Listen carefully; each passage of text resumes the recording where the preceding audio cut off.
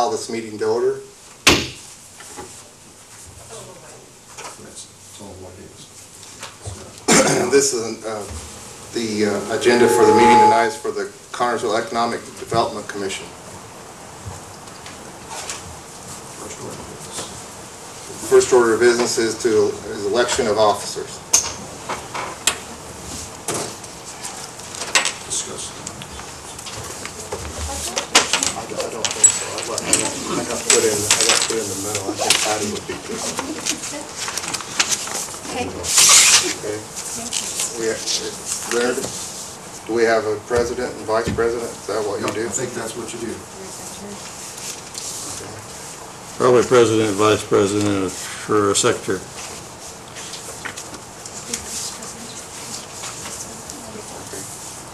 Nominate each other and go through the regular thing. Okay. I nominate Patty Boswick for president. I second that nomination. Okay. And And I nominate David Bates for vice president. I second that nomination. then I nominate Stacy Fox for treasurer. And I second that nomination. That would be secretary, I think, or Secretary. secretary. Secretary or treasurer. All right. Someone needs to move that the nominations be closed. I'm sorry. Move that the nominations be closed. I move that the nominations be closed. All in favor? So moved. So moved. All right. Where is Rick, John? He's just coming into town. So he's in the building, or close. Yeah. So there was a motion and a vote on Yeah. the officers? You got the officers elected. Yeah. Okay. Economic Development Commission, I'm pleased that you're here tonight, and I'm excited that you all were willing to step up to the plate. We're plowing new ground because we haven't done this before. And as you know, we're talking about tax increment financing. And we have with us today Gary. And Gary, I can't remember his last name, I just call him Gary. But he comes from the firm that does the financials for the city of Connersville. And Gary will give you a quick overview just about tax increment financing here before we get started. Gary? I'm Ball and Yeah, Associates. my name's Gary Malone. I'm a partner with Umblin Associates. We're CPAs. I've been called a little worse, Mayor, so that's fine. Don't apologize. Our role is to been working with the city officials in helping the city craft an incentive package for was that they were looking at acquiring the facility that was the Ford plant, and looking at ways to provide an incentive to the company, and the determination was made to use a concept called tax increment financing, and it goes by an acronym of TIF. So if you hear the words TIF, it really just means tax increment financing, and the process is it allows through the redevelopment commission, to capture the new property taxes that are created by that investment and place those into a special fund. And once those monies are placed into a special fund, then we can use those monies to pay debt service on a bond. And the bond would actually be issued through the Economic Development Commission would make a recommendation to the council, or the bond's actually issued through the city. But it's the dollars that are going to be captured through the TIF that's going to be the way to pay that bond back. TIF bonds, unlike water bonds and sewer bonds, they're very difficult to market. Because all the revenues come from one taxpayer. So if something happens to that one taxpayer, there's no money to pay the bond. So it's not like a water bond or a sewer bond you might be accustomed to. So what the plan is here is that we're going to ask the company or someone related to the company to actually buy the bond. And for the city, that's a great deal, because the city only needs to promise to pay that tax increment to the principal and interest on the bonds. So if there's not enough money to pay the bonds, and that would only happen if Wayzata isn't paying the taxes that we would expect them to pay, well, then they bear the risk of that non-payment. That risk never falls on the city. It's always with the company. So from the city's perspective, it's a very safe way to craft that type of incentive. The calculations that we've made are still preliminary in nature. They'll still need to construct the improvements, they'll still need to buy the equipment, they'll still need to do all the stuff that they need to do. And we're really not going to know exactly what those revenues are going to be until that process is completely done. The assessor, it has to be built, the assessor has to assess it, all kinds of stuff still has to happen. But based upon our discussions with the company, we believe that our first revenues would be received in 2015. And we believe that that revenue will be about $120,000 in that year. And then it'll grow over the next few years until it reaches about $263,000 per year. And over about a 20-year period through the year 2023, I plan to be retired by 2023, so I don't think I probably won't even be alive by 2023, truth be known. But over that time period, the city should collect about $4.8 million. And $4.8 million can then be used to repay that bond. And there's going to be two parts to the payment, just like your house. Part of it will go to pay interest, part of it will go to pay principal. And we're in discussions with a company right now to determine how much of those dollars go to pay principal and how much of those dollars goes to pay interest. But for example, one of the scenarios that we've been discussing is that the interest rate would be 5.5%. Well, if the interest rate is 5.5%, that means we could borrow about $2.8 million. So that's roughly the size of the bond issue. It would be around $2.8 to $3 million, somewhere in that range. And we think that the interest rate's probably going to be around 5.5%. But again, once the bonds are issued, the only promise that the city's going to have is that to make the TIF available for payment. And to the extent that there's not enough TIF to make the payment, that's not the city's problem. That's the company's problem at that point. And that's kind of fair, because the only reason there wouldn't be enough TIF is that the taxes weren't as high as they thought they were going to be. And so they have a benefit because they're paying lower taxes. So it all kind of works out. And this is a process that several cities and towns and counties throughout the state have gone through, where we work with Barnes and Thornburg, with the Honda project up in Greensburg. I work with Toyota down in Gibson County, AK Steel, Spencer County. So we do these all over the state of Indiana. So it's a pretty common method of doing that. I'd be happy to answer any questions you might have. I have one. Does this only pertain to the property itself, or does it pertain to the equipment that goes into that? Very good question. It really pertains to both. So in Indiana, we tax both what we call real property, and real property is land, structures, which is buildings, and personal property, which is equipment. It's the personal property. And part of this process is to identify capturing both the taxes from the personal property, both from the equipment and from the real property as well. But really do both. Okay, thank you. Any other questions? We didn't have the officers. I left Gary just read and tell them what we're all about. All right. So that's a quick, brief summary of how you're doing it. I think you probably all heard of TIF before. That was put in place to help cities, counties have incentives. That's the only way we can build an incentive to attract people to get here without having all the risk. And in this case, the company or somebody related to the company has agreed to buy the bond, so they're taking the risk. So now I have with you Mr. Rick Hall from Barnes and Thornburg, who will walk you through the rest of your part. Rick, they have elected officers. They've been explained about TIF and how it works. Gary's gone over the tentative numbers that we're using, so they're ready for you to walk them through what they need to do. Okay, that'd be great. Mayor, if I could get you to sign these, which are still reached, they're actually their official appointments. Okay. Well, thanks. My name is Rick Hall. I'm an attorney at Barnes and Thornburg. And have you talked about the transaction in general, or the whole, why we're doing this, or? No, we just told them how it works. 30,000 feet. Okay. So, as you are, I'm sure, aware, there's the Visteon facility has been acquired by the city a couple years ago. They've attempted to remarket it.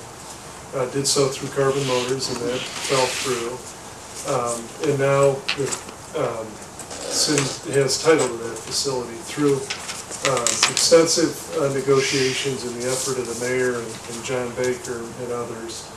They've reached agreement with Wayzata to sell that facility to Wayzata for $1. And in exchange for the taking ownership to the facility, Wayzata is committed to invest up to $12 million in new improvements and equipment in the facility. And then also, they have agreed to most importantly, create 309 jobs by the end of 2018. So the city and the city council approved and the mayor executed an agreement that calls for the transfer of that property to Wayzata with those commitments that they make with respect to the job creation. If they don't create the jobs as required by the end of 2018, then they have to pay the city a portion of the value of that property, a portion of $4 million. So if they create 80% of the jobs, then they have to pay us 20% or $800,000. As part of the incentive for Wayzata to locate in a facility, the city has also agreed to provide them with TIF financing. And it sounds like Gary gave you a little bit of overview of how TIF works. So what this is saying is that the money that they invest into that facility and the taxes that are generated from that, as well as the taxes that are generated from the facility itself just becoming taxable. Right now it's tax exempt because it's in the city's name, but when it moves over to Wayzata, it'll become taxable and that will generate new revenues. All those revenues will be captured and they're committed to the company to help reduce their cost of locating in the facility because there's some renovations, et cetera, that have to occur. So the city has agreed to provide those TIF revenues for 20 years to the company. And the way that you monetize that is through a TIF bond. So as Gary probably explained, the city would sell a TIF bond that's going to be bought by a lender that would has some relationship with the company, but is independent at the same time. Would provide approximately, we're looking at about 2.8 million, is that right? Dollars that then the company could use to invest in the facility. And those bonds then will be repaid from those future tax revenues paid by Wayzata. There's no other tax money or other funds of the city that are pledged to the repayment of those bonds. It's solely those tax revenues resulting as a product of Wayzata buying that property and then operating it and making more investment in it. So the way that TIF financing gets accomplished is it has to be approved by the city council, and then it has to be approved by you as well. This body, the Economic Development Commission, is established by statute in this type of financing that is not payable from any city revenues, but rather is an economic development financing. This body's set up to make a recommendation to the city council that you move forward. So that's what we're going to ask you to do this evening through these resolutions, is adopt a report that's required by statute, and then make a recommendation to the city council that they move forward. Now, of course, as I said earlier, at the onset, the city council's already approved the purchase agreement with Wayzata that contemplates this financing. So before we get into the details of your resolution, do you guys have any questions about how the transaction works in general, or what your role is? Or? Do you? I don't have any questions. You okay, Stacy? I understand. I believe. Okay, maybe first thing is a housekeeping item. Julie won't be here for a little bit to sign these. That's all right, she can do it tonight. That's fine, when she gets to the meeting. But why don't I get you guys just to sign your certificate of appointment. And I don't know all your names, but this isn't too hard to figure out. It's probably David. Yeah. And are you Stacy or? I'm Patty. Patty, okay, so there's just 2 copies, if you could sign right there, Okay, and then there's the second one. all right. This is just your formal oath of office by statute.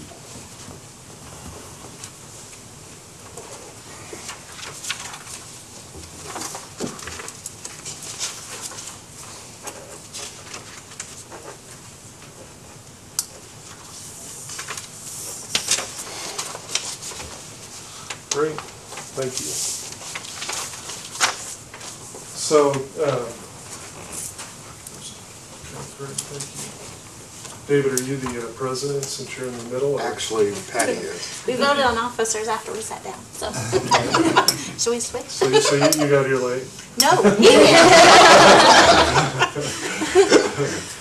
You're left-handed anyway. Okay, so the next thing on your agenda is by statute, you're required to hold a public hearing. So as president, you ought to formally open the public hearing with respect to this project. Okay. As president of the City of Connersville Economic Development Commission, I now call the public hearing of this meeting. Great. So what you have before you, as I mentioned earlier, is the first thing is you have a report. And this is required by statute, and this just describes what the project is that's going to be financed. Do you guys have that, this one-page report? Yeah, there you go. And this just describes how it's weighs out as acquisition and renovation and equipping of the facility located at 4747 Western Avenue. And also by statute, you have to determine what kind of infrastructure is going to be necessary for them to occupy that. And there's no city-funded infrastructure that's going to be necessary. It's all either exists or will otherwise be provided for. And then you have to find what the cost of the project is. And as I described earlier in the sale agreement, the company's committed to invest $12 million by December 31st, 2018. Of that, you're only going to finance a portion of that. And in the approving documents, we've set an amount not to exceed $3.5 million. As Gary described, it's probably going to be closer to $2.8 million. But to avoid having you to have to come back in the future, we just provide a broad number for authority. And then the last, well, two more findings. One, you also have to make a finding with respect to the jobs, and it's the 309 jobs that I mentioned, and that has a payroll based on the company's numbers of approximately $8.8 million. And then finally, there's no other businesses that would be adversely impacted by this project because there's no comparable business in town. This report is actually approved as part of the resolution that you have before you. So turning to the resolution, what this resolution does is it describes the project and the whereas clauses that we've been over. And it talks about the city's issuance of bonds in an amount not to exceed $3.5 million. And then it makes certain statutory findings that this is within your jurisdiction, that it's going to create jobs, that it's an economic development project, things of that nature that are required by statute. And in section 3, you'll see it actually approves this report that we just went over.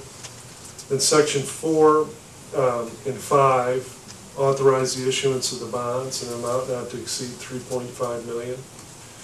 And then section 6 authorizes the execution of documents, agreements, and approves their form that would evidence this bond issue. And those will all be prepared and have been prepared on your behalf by myself. And in those documents, they explicitly state that there's no liability of any member of the Economic Development Commission with respect to the financing. There's no city funds pledged to the repayment of these bonds, other than the TIF revenues that are generated from that site. So as part of my duty as the city's council, I make sure that in those documents there's no liability with respect to each of you on an individual basis. And then finally, this resolution also authorizes any member of the commission to take any other actions that are necessary to implement this financing. So I'd be happy to answer any questions.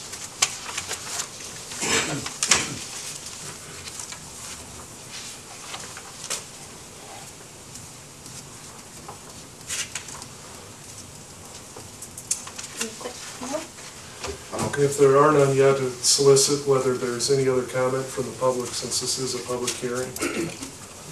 Is there anyone from the audience who would like to speak? What's the definition of a job? It's a full-time equivalent of a job, and I think we may have actually spelled that out in the agreement itself. So it's a full-time job, basically? Yes, yeah. Okay, that's good. Is that good enough? Okay. Now, the 309 are full-time. There may be some part-time, but the 309, in order to meet the quota, is full-time. Yeah. Thank you. Okay, if there's no other comments from the public, then you should formally close the deem the public hearing is closed. Okay. I now formally close the public hearing of this meeting. Okay, and then if there's no questions from the commission, we request a motion to approve this resolution. And like I said earlier, the approval of the report is encompassed in the approval of this resolution. I make a motion that we approve the report Second that motion. And the resolution. and the resolution. So we just call for a vote. Okay. Say all in favor. All in favor? Yes. Yes. Aye. Okay, great. Let's just, how do you number your resolutions typically, John? 1301. What's the next number? 2013-01. Okay.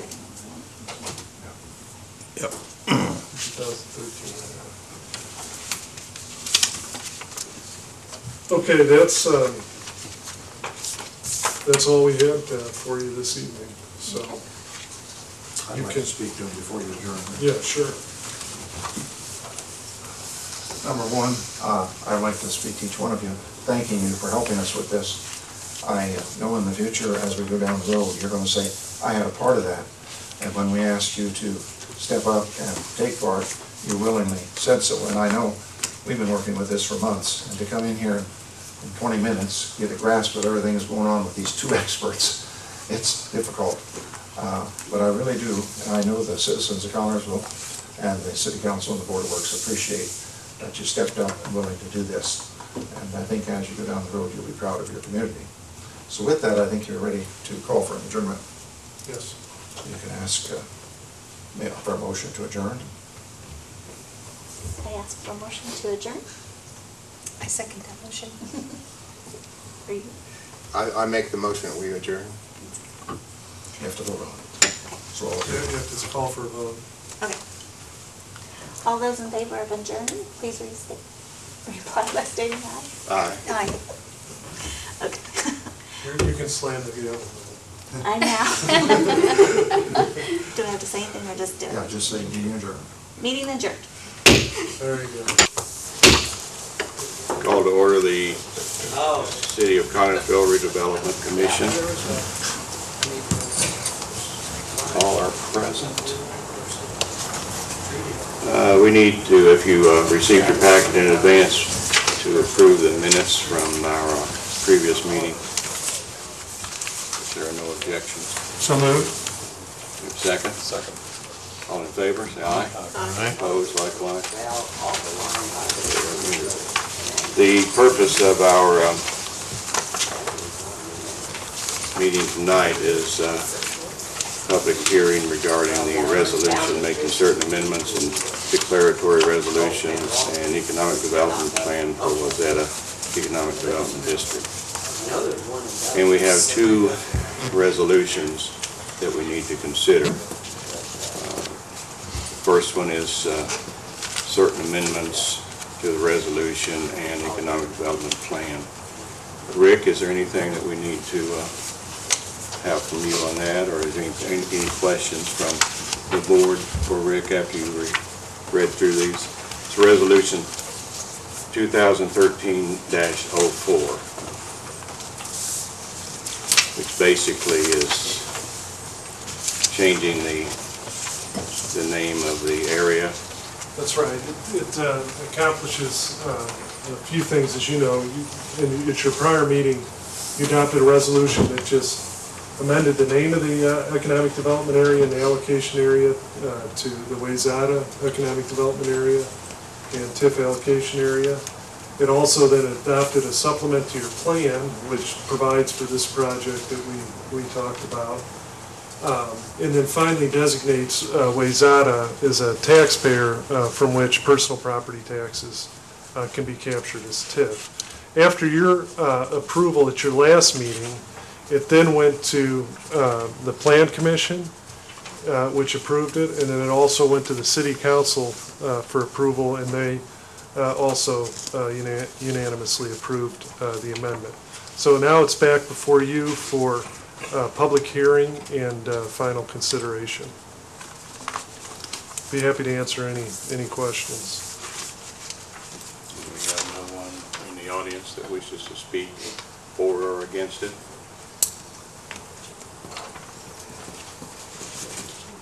So if there are no questions and everyone understands what we're doing here, we need a motion to approve resolution 2013-04. So, Mr. President, if I be in order, I move that we adopt resolution 2013-04. I'll second that. Carol seconds it. Any questions? If none, all in favor, say aye. Aye.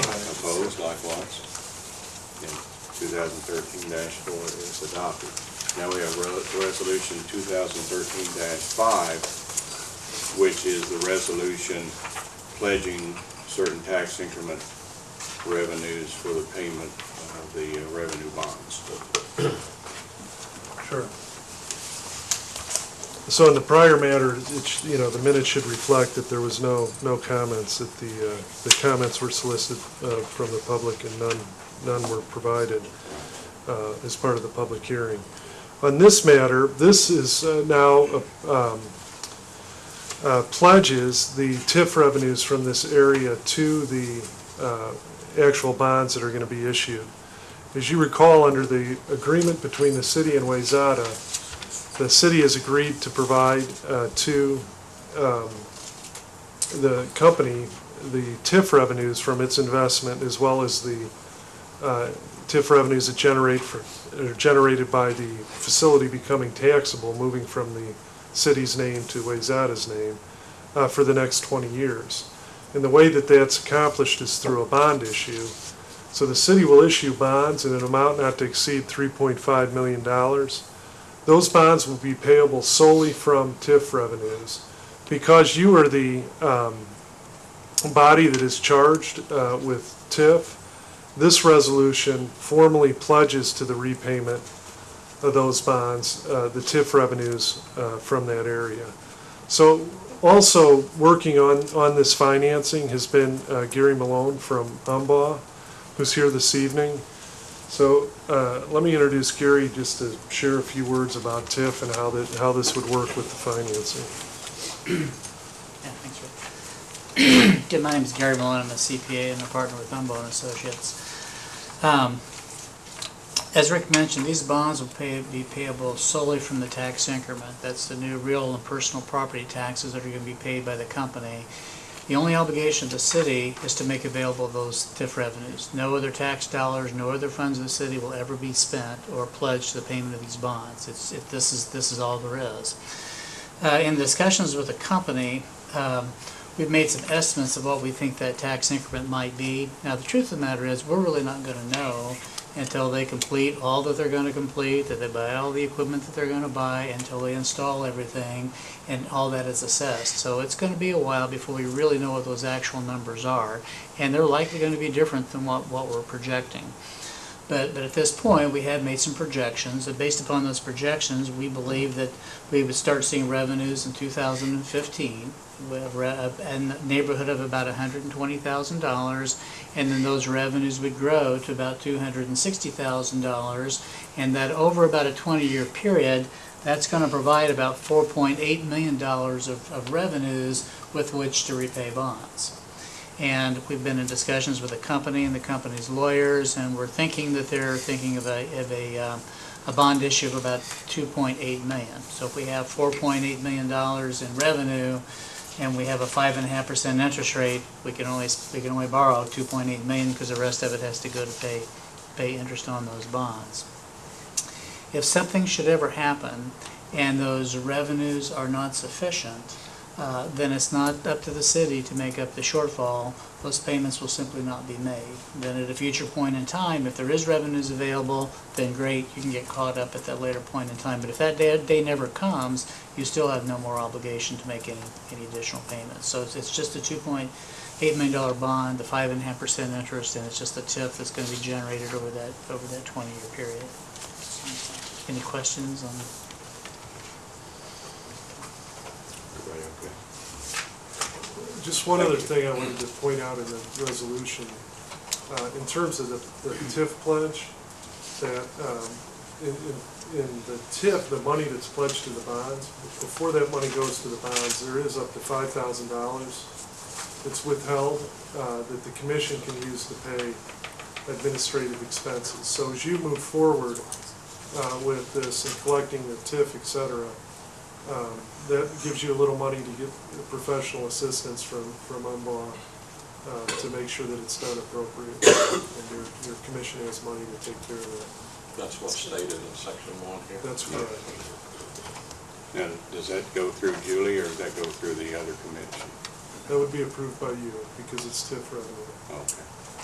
She would actually pay the claim, but this board would approve that. Okay. Mr. President, if I'll be in order, I move that we adopt Resolution 2013-05. Is there a second? Or second that. Okay. Any further questions, concerns? All in favor of adopting resolution 2013-05, say aye. Aye. Opposed, likewise. Unanimous, it so passes. Any other business that we need to take care of? Anyone else have anything? I got Yes, Mr. Mayor.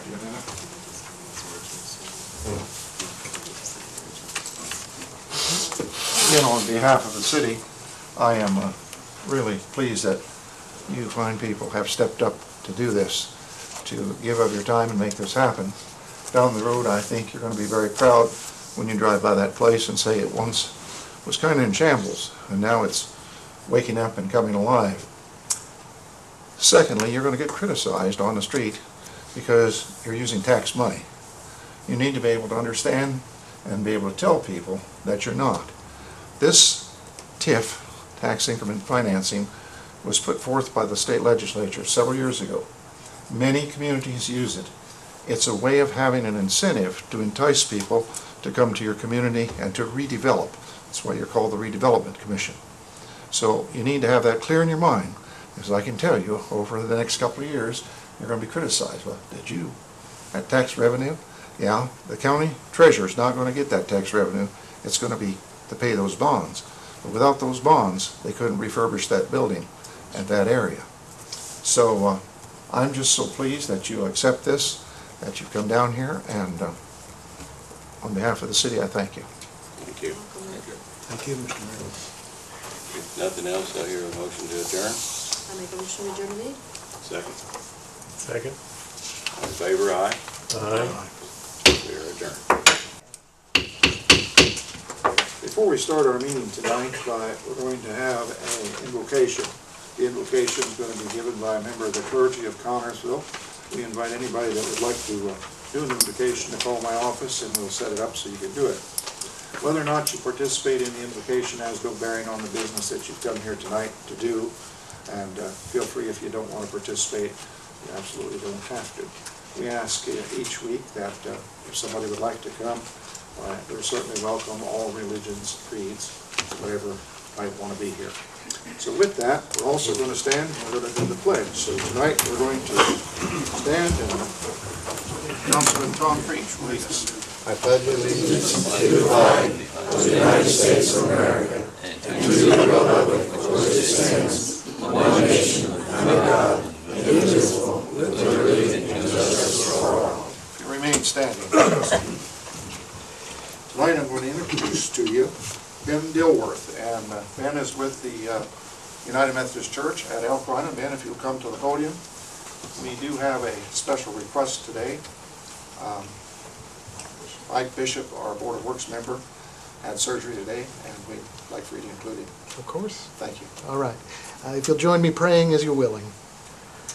Almighty God, you promised in that ancient promise that it is the truth that sets us free. And I just ask that as this council meets together in their discussions and deliberations, Lord, and in the decisions that they make, Lord, that you will guide us all toward truth, towards grace, and towards a greater freedom. And Lord, I just ask for your blessing and strength and wisdom and discernment and guidance on this city, on this council, and in all their work. And Lord, today we especially want to lift up Mike Bishop. Lord, following that surgery, that your grace, your strength, your comfort, your power, your peace would be with him, with his family and loved ones around him. And Lord, that you will just pour out a blessing of strength on him as he's in recovery after that procedure. And Lord, we ask for all these things. And Lord, I ask them in the name of Jesus Christ and the power of the Holy Spirit. Amen. Amen. Thank you, Steve.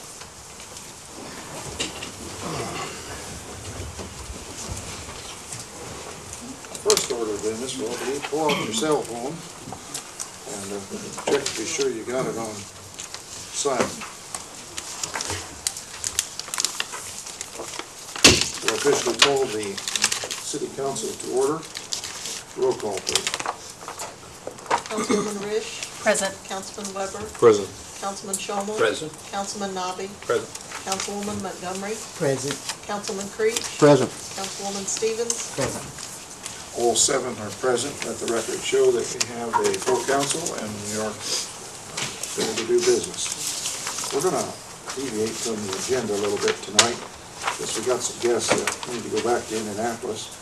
But we're going to have a nice presentation while they're still here. So I would ask Judge Flum if you would escort Patsy Miller to the podium, please.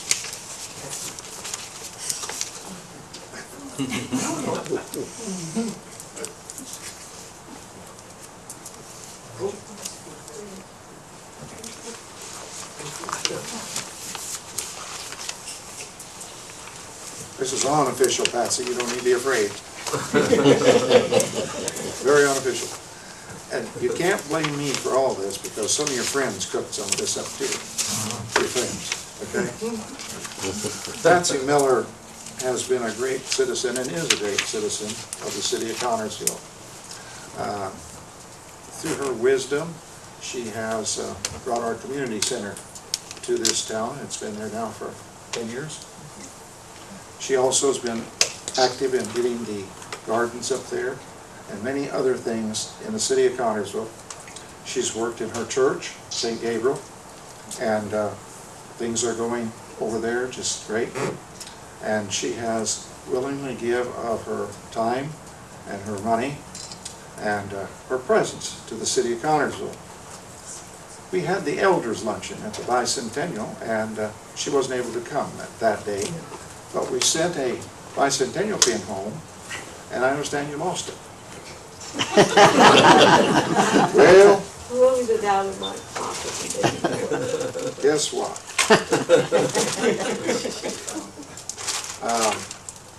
Mike? Yes. The community center stands in your park. I'd like you to present Patsy with another bicentennial pin. And I promise I won't lose it.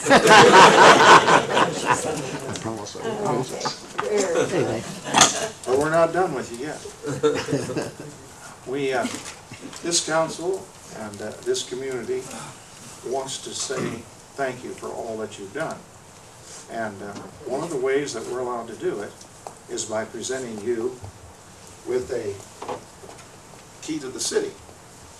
And so tonight, we are presenting you with a key to the city. And if you'd like to step forward. Oh, thank you.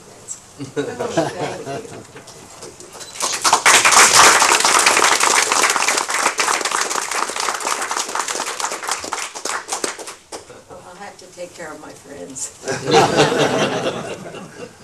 Thank you, everyone. Wait a minute, Patsy. Patsy's husband, John Miller, was a colleague of mine. He was a funeral director here at the funeral home here for many, many years. Patsy worked at Stance, what, 30 years? I was in one job 40 years. 40 years. And she was a pillar over at Stance, one of our companies that still flourish today. And all the different things that she has done for the community, she certainly deserves the recognition. And you absolutely look beautiful today. Thank you. You must have got your hair fixed just for the I occasion. did. And the women will know I got a perm, so it helped. Had I known. Well, it looks great. We have one more presentation. I gotta find it here. We understand you like the bicentennial flag, so we thought you ought to have one. Oh, thank you. You can display that proudly. I will. This is my home, and I will. Would you like to give a speech to the crowd that's come here for this tonight? I'll wait till I get home. Well, normally we'll have 2 or 3 here, Patsy, in this room, and tonight it's almost full. They came here because we were recognizing you. Oh, no, it was. Oh, well, I didn't think. I came as a tag along, and I'm certainly glad I did. John and I love Connersville. This is our home. I wouldn't live anyplace else. And if you could just get the young people to know what we have here. We've got everything. You're only an hour and a half away from Cincy or all the cosmopolitan. You don't need all that. It's right here. If they will only realize it. Put her on the Economic Development Board. No, but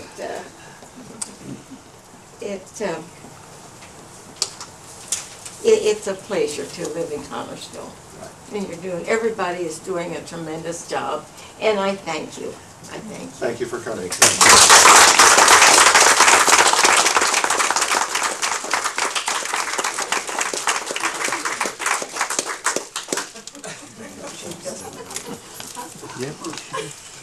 I need some help now. Connie? Gary, would you like to get out in front? Sure. We have 2 here. Only time I wasn't sure. Come on, Tom Creek. I can say a word, Doc, I'm just sitting here. I'd like for you to present a bicentennial to Mr. Rick Hall, one of our guests here tonight, and I want you to do Gary Malone for us. Okay? I like your tie, Gary. Thank you very much.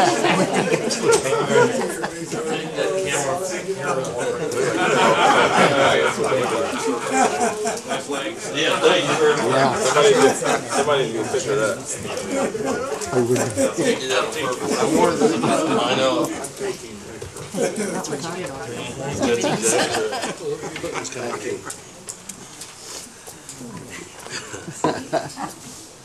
Thank you all. Thank you.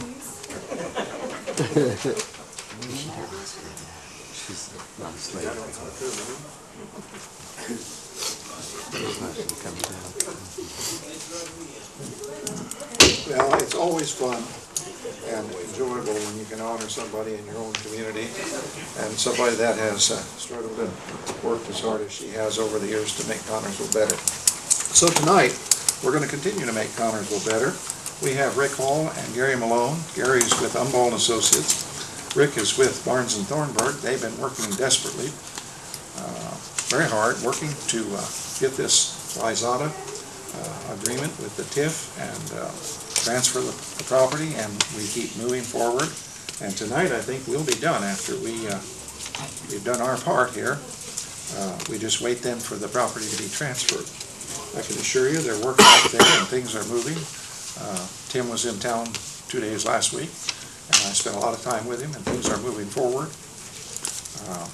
And they're moving forward because, I hate to admit it, because the lawyers are helping us push it through. And a big smile on Rick's face. So, Rick, come up and walk us through what you want us to do with this ordinance. Thank you, and thank you for the bicentennial pen. It's probably been, what, 6 or 7 years now I've been working with you, Mayor, and on a number of different projects and very much enjoy it and congratulate you on your bicentennial.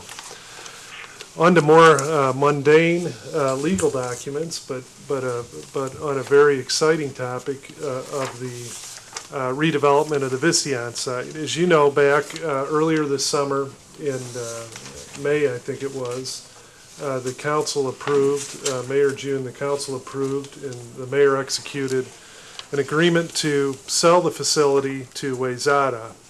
And as part of the incentive for Wayzata to purchase the facility, the city agreed to provide them with the TIF revenues that are generated from their new investment in the facility and from the facility moving from tax exempt status in the city's name to taxable status in the company's name. Also creates TIF that was pledged to the company for 20 years. So over the past 2 months, the Redevelopment Commission has been working to make the amendments necessary to that TIF area to capture the TIF from Wayzata's new investment so that it could be pledged to a bond issue. And they completed that process earlier this evening. Also earlier this evening, the Economic Development Commission recommended the issuance by the city of up to $3.5 million in bonds to provide the actual incentive that you agreed to in the sale agreement with Wayzata. So what you have before you this evening is an ordinance of the City Council which approves the issuance of those bonds in an amount not to exceed $3.5 million to fulfill your obligation under the sale agreement. These bonds wouldn't be issued until the actual sale takes place, the due diligence is completed and title transferred. But as the mayor said earlier, this would be the final public approval in order to accomplish that. So before I get into the details of the ordinance, let me introduce Gary just to say a few words about TIF and how the financing is structured.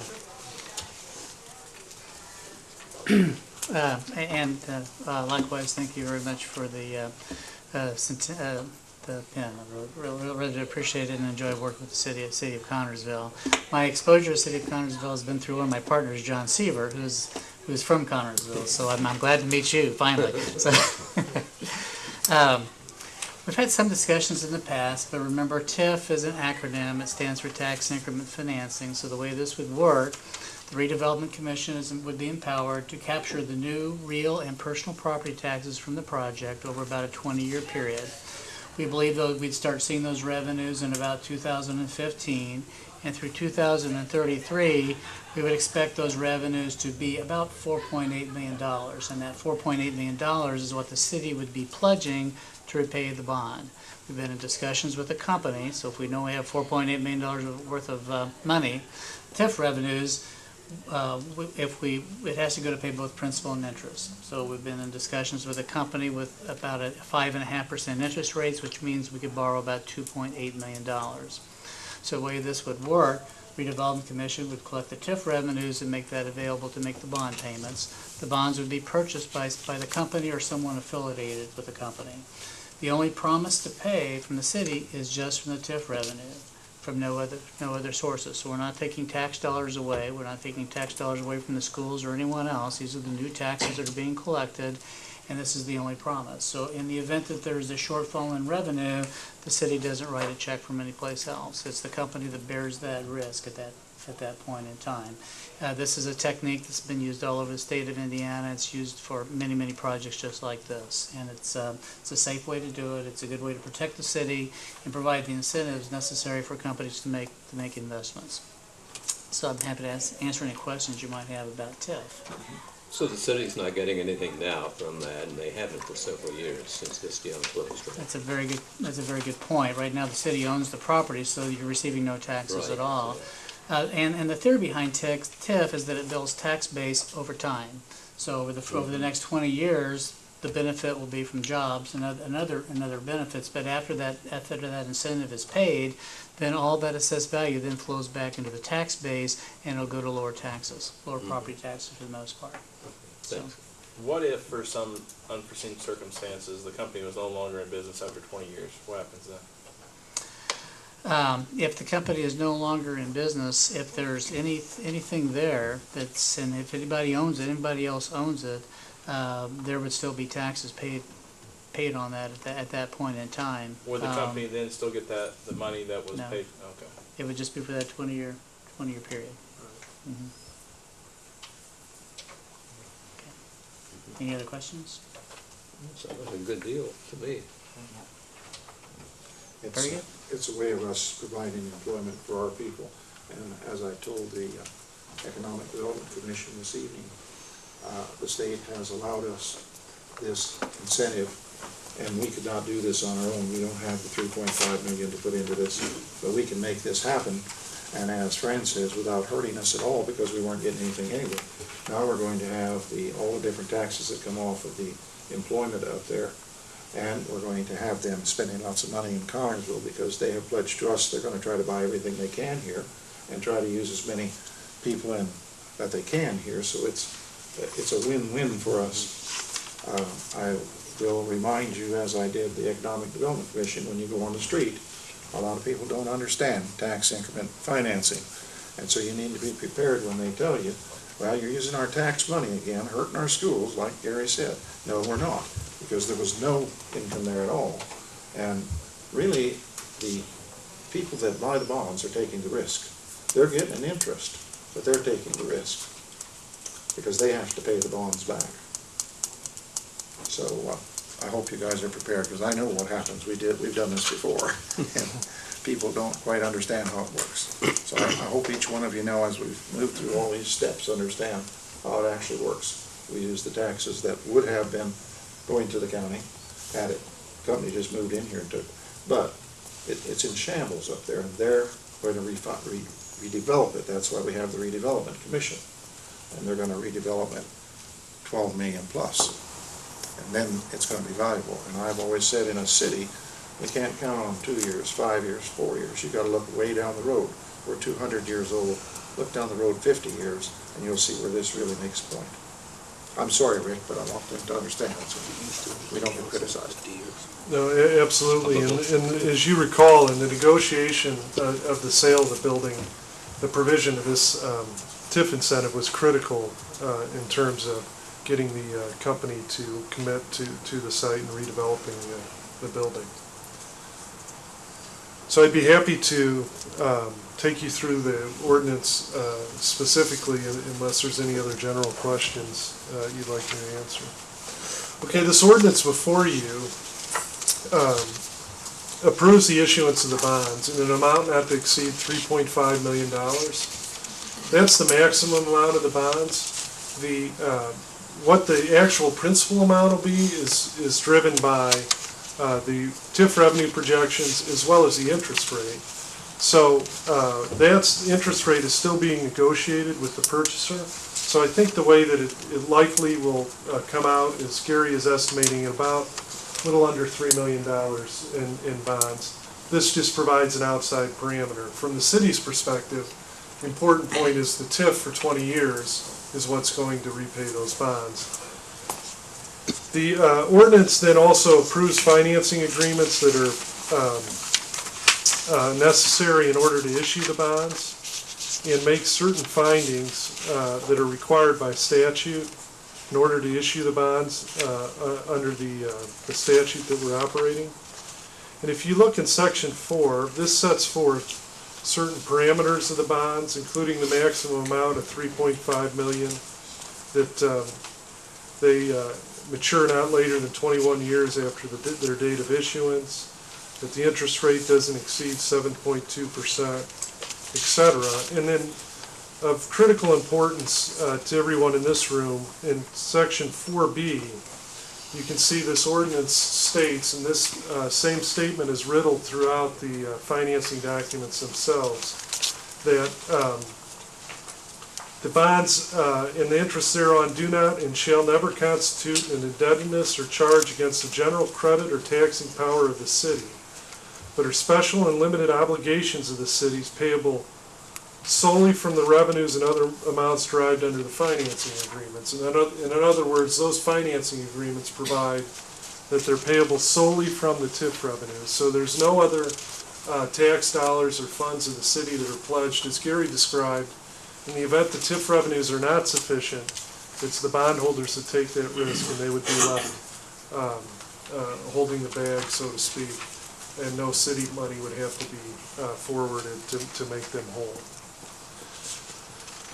The remainder of the resolution authorizes the sale of the bonds on the terms that are negotiated by the mayor and the clerk treasurer, and then they authorize any further action that's necessary to implement the financing, and say that this ordinance is a binding contract with the bondholders. As the mayor said, this is the last step in the approval process, but we would not actually issue the bonds until such time as the sale of the building occurs and the company formally takes title and moves forward with the project. So I'd be happy to answer any questions. Questions for Rick? Well, I think we're really fortunate, Rick, to have this happen, because most cities have to come up with some big dollars to bring a company of this magnitude to their city, I believe, don't they? Absolutely. Often what's required is, at a minimum, is some infrastructure dollars. And sometimes if they do go forward with a TIF financing like this, they have to back it with other public money in order to make it work. You don't have to do that here, and that's in large part because of the foresight that you had several years ago, taking title to that facility and funding a cleanup fund that could take care of the environmental problems that made it an asset that is marketable.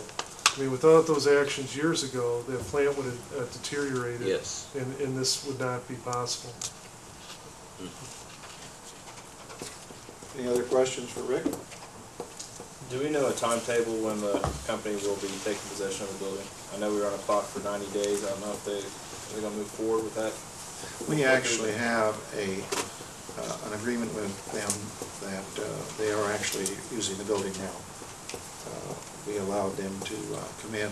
Rick negotiated an agreement, and we have a couple of addendums to it, and they're doing some pre-construction work now. They started today. The roof will be this week. I don't know if they got on it today, but are they on the roof today? Okay. So you're going to see action up there from here on in. We do not have a closing date or a formal closing set. There's 2 or 3 things that we still need. A comfort letter from IDEM. We need an air test inside the building. I've been reluctant to order an air test because we've had diesel engines running in there and taking down the mezzanine, a lot of dust. There's no point trying to do an air test when you have that. But estimate, Rick, if things go well, another 30 days we'll be closed. Another 30 to 60 days, I would say. And like the mayor said, part of this is not within our control because we just have to get IDEM's approval for them to get what's called a comfort letter from IDEM saying that they can take possession without environmental liability, which is just a process that takes some time to work through. But as the mayor stated, the company is evidenced a strong commitment to the project by their willingness to get in ahead of time and start moving forward and getting a good handle on what kind of improvements are necessary so that they can move very quickly once they get title. In the access agreement, they gave us an insurance certificate and holding us harmless for what they do in there, so they're putting their money into the building. And John and Rick thought it was best to just go ahead and start because we're facing cold weather and they wanted to get started on different things they had to do. For instance, today we were going to try to turn the gas on, but we got to put compressed air in it, check it all out. So they checked all the heaters on the roof, be sure they're going to work. So it's better we get these things done in warm weather than have to climb on the roof when there's snow on it. We're ready to pass pending ordinance. I move we pass pending ordinance 3046. You're ahead of me, that's great. Okay. We have a motion on the floor to pass pending ordinance 3046. It covers both of these agreements, which I'm sure all of you have read from cover to cover and understand them 100%. Sure. Yes, I have. Yes, you have. Okay. We don't have to have a public hearing, do we? No, but I would like, if the council would suspend the rules and vote Yeah, on we'll the do adoption. that. Is there anybody out there wants to comment on this? I always like to have the people, if they want to comment, now's the time to do it. It's better to do it in here than it is on the street. If it's a good comment, we'll take it, and if it's a bad comment, we'll take it. Anybody at all? Seems like certainly a good, solid movement, and any movement is great. That's right. Thank you, Jerry. Anybody else? Okay, with that, council, we have a motion on the floor. Any discussion? We'll have a roll call vote. Councilwoman Rish, Yes. Councilman Weber, Yes. Councilman Shomel, Yes. Councilman Nabi, Yes. Councilwoman Montgomery, Yes. Councilman Creech, Yes. Councilwoman Stevens, Yes. You have passed that on first reading. Would you like to suspend the rules and go on to third and final reading? So moved. Second. Okay, I got a motion and a second, I think. Yes. On suspension of rules, to consider pending ordinance 3046 on suspension of rules only. All in favor, say aye. Aye. Is there anybody against? That allows us to move forward if you wish. So moved. Second. We got a motion on the floor to pass pending ordinance 3046 on third and final reading. Is there any further discussion? None appearing, I'll have a roll call vote. Councilman Weber, Yes. Councilman Shomel, Yes. Councilman Nabi, Yes. Councilwoman Montgomery, Yes. Councilman Creech, Yes. Councilwoman Stevens, Yes. Councilwoman Rish, Yes. Okay, you have passed that on third and final reading, and I will be signing it. You want it signed before you leave? No. She'll take care of it. Now, wait just a minute. There's one, while I got you, I'm not gonna, I don't wanna pay for an attorney to make another cut. Rick and Gary are both working on refinancing the pool bond. And we'll be, look at that, in fact, Gary just told me John's working on it today. Okay, we don't know what the interest rate is, but we did know that we were gonna have a net savings, and you don't have any figure in mind yet. I'm sorry, I do not. Okay, okay. I also talked with Gary tonight. You know, we struggle with utilities, and each year in May is designated by ordinance that we have to look at our utility charges. Some cities have selected to hire Umball and Associates to just on a regular basis watch the utilities, and on that particular month, when it's due to the council, they make the report, and we just pay so much a month to keep it going, rather than come up and make them kind of do an audit, and we don't want to spend the money on the audit, so we kind of just let it slip. I would like this council to consider hiring them all on a regular basis to continue to do that, and then on the first meeting in May, they'll come in and tell you where you stand, and you won't have to wonder or think you'll know where you stand. How much is so much a month? I don't think you're prepared for that yet, are you, Gary? No, I would, I'll get back, I'll speak to John Seaver, and we'll Okay. get back with you on a proposal of what we think it might cost. It's typically less than what a rate study would be on an annual basis, so that's why I'd like to look at it That makes from sense. that perspective, it's just a little less expensive than. If it's less, that makes sense. Takes the political pressure off of you folks too, because when you've got your accountants working on it, and they come in and tell you, hey, this is what you need to keep your utility solvent, he's telling you what you need. You're not just guessing. And we're not spending $15,000 for a rate study at one time. And then we may not do anything anyway. It also gives you an opportunity to adjust your rates annually if you so choose to do so. So you can make very minor changes in rates instead of waiting 4 or 5 years and getting a large rate increase. You can do a little bit at a time, so it gives you that opportunity as well. Makes sense. Okay. Well, Rick and Gary, we appreciate you coming down. Thank you. Do you have anything else you want to tell us? No? Keep up the good work. Thank you. See you guys. Thanks a lot. Bye. Let's go back to our agenda. Steve Alexander. We didn't approve the minutes yet. You think you're okay? Probably should. Do the minutes. I was so anxious to get into that one, so I just couldn't. I'll make a motion. Second. Got a motion to approve the minutes in a second. All in favor, say aye. Aye. Okay. Put that up there, please. We have a man in the audience also that needs to go. Mr. Alexander, Stephen, would you come up here? He is looking at the CEC building, the big 6-story building, about doing some tax, not with our taxes, but with the taxes on the building, to put that into like maybe senior apartments or some other things. That sounds good. That building needs to be preserved, and I don't think any of us in this room believe we can ever come up with the money to get it done. So give them just a quick overview of what you want to do. Sure, thank you. The name of my firm is Prince Alexander, and we were the architects and construction managers for the foundation building across the street about 5 years ago.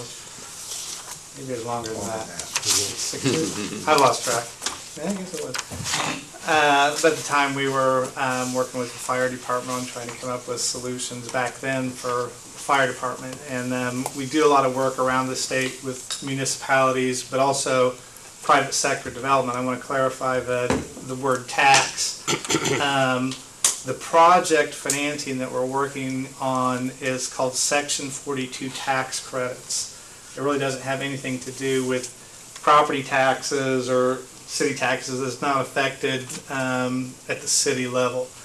But because it is a historic building, there's also historic tax credits available for it. So we have to go through the application procedure at the Indiana Housing and Community Development Authority, IHCDA, that is the agency that allocates the tax credits for the Internal Revenue Service. And generally, Section 42 tax credits are awarded based on what is called income qualification guidelines. So in this situation where our intent is to develop a senior housing complex there, seniors would be, the rent is based on the amount of income they have that's disposable for rent. So, as I call income qualification guidelines, the rent is not a fixed amount for whoever walks in the door. You allocate rent to the tenants based on their ability to pay. And so seniors that may have problems in their housing situation now would obviously be given preference in this kind of a project.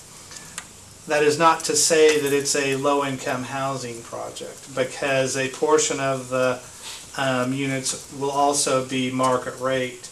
And because of that, the project, and because of the way the state scores it, has to have amenities as if it is a market rate project. So for instance, the amenities that a typical senior community would have would be incorporated into this. The real benefit and blessing of the CEC building is that you have one of the best senior assets there is the CEC. A lot of times communities try to encourage art classes for seniors and crafts and things to keep busy. That's already going to be in there, and we're going to incorporate that program into the building complex. So we're coming up with a real good plan. We've been meeting with CEC. They've authorized us to go ahead and start doing the paperwork, get the application in. The Section 42 tax credits are competitive, so we have to go in and we're competing against, every other city in Indiana for the tax credits, but we think we've got a pretty good chance at it. And I wanted to let you know we're going to have to get zoning, so we're going to have to go through planning and zoning for that. We're not really looking for any other money from the city to do it. It's just there's going to be some permit process and approval that we're going to have to go through along the way. And it has to be shown that it's part of the city's plan is to encourage the development of senior housing or a historic district or things like that. And so we're gonna have to work with the planning staff to get all that worked out. So if everything goes well, we're going to go in for the fall application round, which would be awarded the actual award would be the 1st of January, first week or so of January, before we would actually hear if we were granted the tax credits. I met today with the state Department of Natural Resources Historic Preservation Division about their interest and ability to declare that a historic landmark, because it is not currently on the National Register, and to get historic tax credits it has to be on the National Register. So Janet Banks is going to she got a box of historical documents apparently that kind of document the history of that, and I've got to get those, and we have to put together the application. Has to go through the Department of Interiors for that approval. So we have a lot of paperwork to do to get the whole thing going. But with your blessing and understanding, we're gonna go after this and see if we can get this thing done. I'm excited about this because I think we all want to see that building preserved. Too much of our history has been lost. And if they can do it and get it done that way, and this isn't only being done in Indiana, it's being done all the way across the United States. I have a building that's in the process, we're 2 or 3 months ahead of you, and the building I'm doing up there, we're doing the same thing. We don't have the historic value. And in the old days, they were called low-income housing, and we're getting away from that. And it's a good way for people that have money to invest to get tax credit, and it really helps communities. So I want each one of you to kind of voice your opinion here before we spend much time, or before he puts a lot of time in it. If you're willing to kind of think you're going to go along with him, he has to have our blessing in order to make it move forward. Not tonight, we're not going to ask it, but I need to know how you all feel. So when you said senior housing, what kind of policies or regulations or whatever does it? 55 and over. Have to be 55 and over? Yeah. How many apartments would fit in that building? We don't know exactly just yet. Right now it looks like about 50 will go in there. Doesn't it require a lot of work right now, fixing it up? Interior, yes. Actually, when the CEC renovated, they put all new windows in it, put the roof on it, and did the exterior. So it's really interior work. But there's a lot of framing and air conditioning and things like that's got to go in. Sprinklers. Will this cost the city any money? No. When you said 55 and above, you also mentioned there were some market apartments. Would those be 55 and above too, or those? Yes. Okay. Yeah.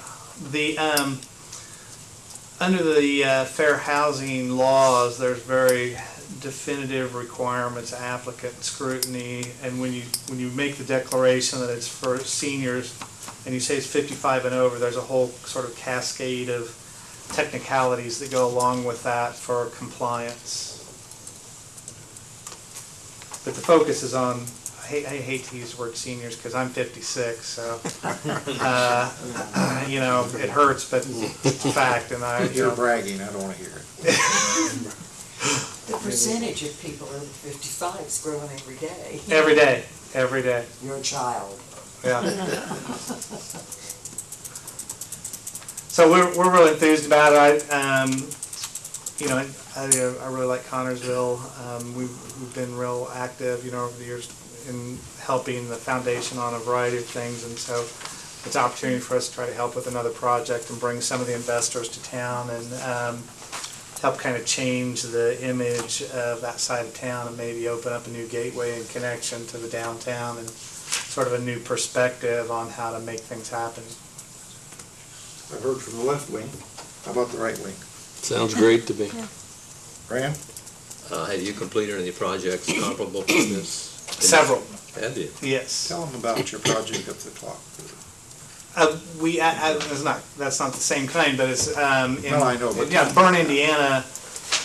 We were hired by the Economic Development Commission of Bern, Indiana, to develop a tourist attraction called the Bern Clock Tower and Münsterberg Plaza.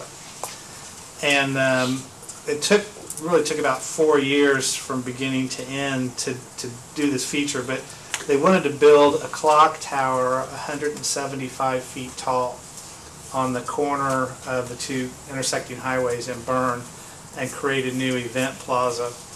And so trying to figure out how to help them raise the money and build that as economically as possible, but you can't build a 175-foot tower cheaply.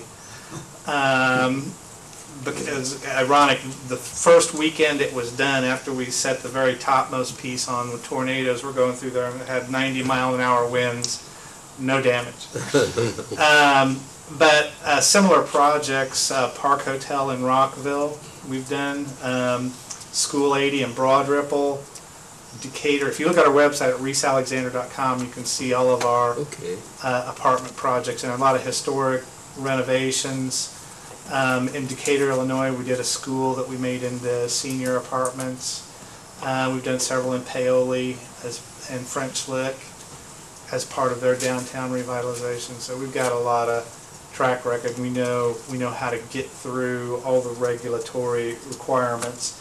Our development partner on it is Crossroads Development. There's a gentleman named Mark Young that actually just left the state in October of last year, and he was the director of housing finance. So he was the guy who used to scrutinize the tax credit applications. He is now our partner on this deal. So we feel real good about our chances of getting through the scrutiny at the state. Good luck with the state. Yeah, it's always thrilling. Yes. Thrill a minute. But look at all of our projects. We have a lot of really neat. That's neat great. projects. Thanks. It's a lot of experience. That's good. In terms of your projects, you guys had any problems renting those out or keeping them full capacity? Usually the demand is much greater than the number of units that are available. We were involved in a project in Nashville that had 76 units available, and there was a waiting list before it was done of 180 tenants in Nashville, Indiana. And so you see the people are out there, they need better housing and there just aren't options. And so this is a win-win situation. Okay, I wanted you to hear the whole story from him. I don't think Connie spoke yet. Connie hasn't. Connie hasn't spoke, Connie. Oh, I did, Give a well, speech. I'm fine. I think it's a wonderful idea. And no city money. No city money. No city money. We like, eventually to see that area, the streets kind of reoriented and kind of improved to make, we want that building to feel like it's more a part of the park instead of feeling more like it's part of the Did industrial. you not notice, we just built a new building across the street, it's a more building, restrooms, just seeded it all with new grass. That's what got us here, that incentive projects like that get attention. We took the big stump out, and we have a flower garden there. I saw that. We're building the monument over there at the, Good pretty Yeah, park. and the folks that live on the north side can watch the street department people work. Exactly. Yeah. We'll be getting calls, I'm sure. Thank you very much, I appreciate Thanks the a lot. opportunity. looked like I'm getting anywhere fast. I need the haircut.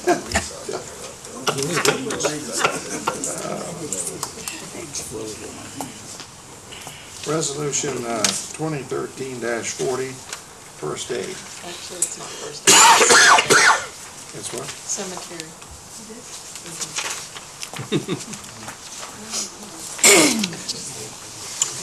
Cemetery instead of first aid, I've okay. got mine so out of whack here. No, You're okay. it's just wrong on there.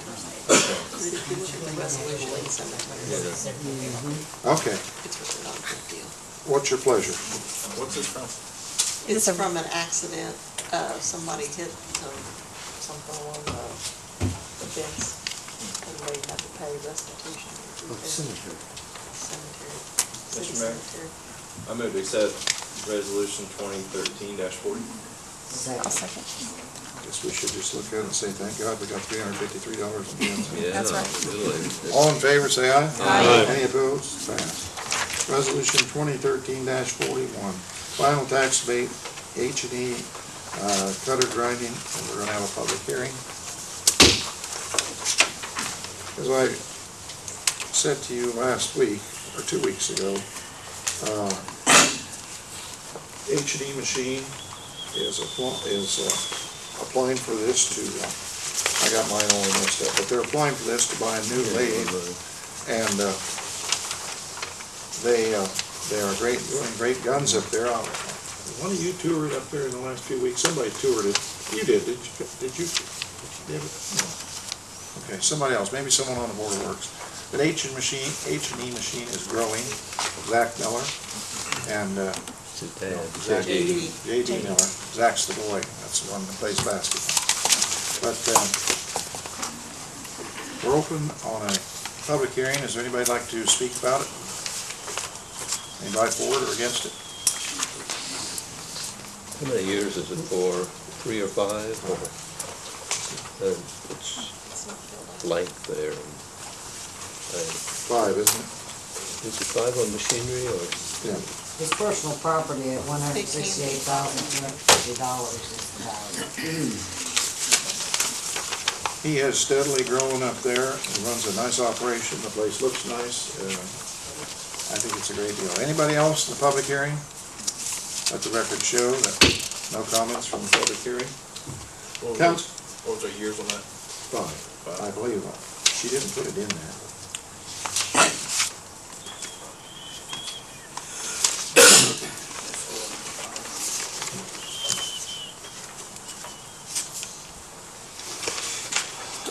Mayor, I move to accept pending ordinance 2013-41.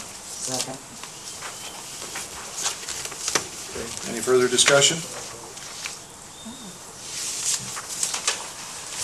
Pending resolution 2013-41, a resolution that would allow H&E Machine 5-year abatement on this piece of equipment. All in favor, say aye. Aye. Anybody opposed? Motion carried. Do you know if it's adding to employment, or I haven't seen it before? Usually a company. It's going to keep employment. Okay, That's it. maintain. I wrote 5 in on my copy.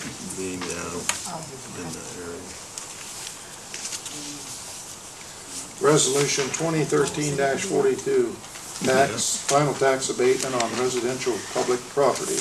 Jerry Hathaway. Don't do too many of them, we need taxes. Jerry, if you'll come to the podium.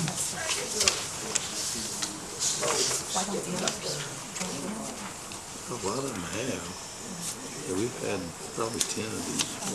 Before you start to speak, Jerry, I'm going to open a public hearing on this resolution for tax abatement on residential property. I think the council heard all about it last time, they kind of understand it. So we're going to have a public hearing. So we're opening a public hearing. Is there anybody here that would like to speak about it? Jerry, you're public, so if you'd like to speak. I would just like to maybe clear the record a little bit. My tax bill will be exactly the same next year, whether you approve this or not. I do not benefit, as I told you, with a lesser tax bill. The only way I benefit, as I said last week, is I sell a lot if the house is built. And in the event that a house I build doesn't sell for 2 or 3 years, then the tax abatement would kick in and help me there. At that point, it's already too late to put money on it, so a little bit helps. But anyway, as I've heard you say win-win a while ago, and I heard somebody else say win-win a while ago, and I think I said win-win 2 weeks ago. The city win-wins, because if I don't sell a lot, you get nothing, the minimum tax. And if I sell a lot and I build or somebody builds, as I mentioned, the 100,000 rolls over 8, 9, 10 times. You'll net out $8,000 worth of taxes in the 5 years, whereas the other way you might net out 50. You'll net out $300 or $3,600 in utilities. The gas company may or may not benefit. Certainly television will benefit. And Duke Energy will benefit. So as I say, it's a win-win-win for them. And it's a win for the home buyer because they do get the advantage starting in the second year of the abatement. So This abatement thing was started when I was on the council. Fran was on the council. Gary was on the council. We put this in because there were no houses being built in Connersville, and this was an incentive to build houses. And Bill Conyon did it when he was here. we made this promise to our builders that we would do this, and I think it is a win-win. It slows down the tax coming onto the piece of property by 5 years. It's put in 20% each year, but it's a sure thing. After The way we 5 sit, years, you get full tax. The way it is today, what's the minimum tax on a lot?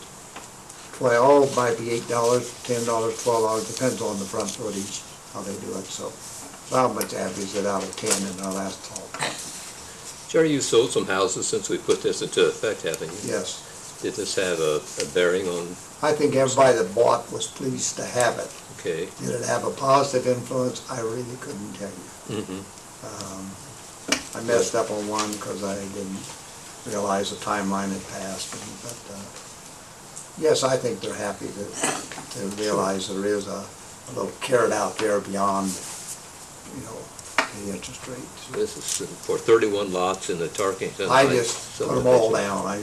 down, and Right. I don't know which lots you might want to buy and build on, but I'm kind of hoping that some of this new business, and it all sounds very good, folks, I'm gonna tell you, that's most encouraging 3 or 4 weeks I've heard in a long time. And TSC, I'm certainly glad they're here. I happen to know about it, I think maybe before some of you did, because I was in Indianapolis at a TSC, and the young girl said, "Where are you from, Miss Connersville?" "Oh, we're going to be in Connersville," she told me. I said, "How do you know that? We don't know it over there yet." She said, "Well, it's been out in our newsletter, our business letter." So anyway, they were disseminating the information before apparently they had totally made a commitment. And certainly this thing at the airport I read in today sounds like another little thing that you will feather in your hat, so. On the flip side, there are some blanks that need to be filled in. Can somebody help me on C? 2 blanks there. I haven't seen it, so. Okay. Yeah. Where are we? A single-family or duplex project fails to comply with applicable standards set forth in the blank guidelines of Fayette County. The top of page 2. Right. We'll probably have to address Diana regarding that.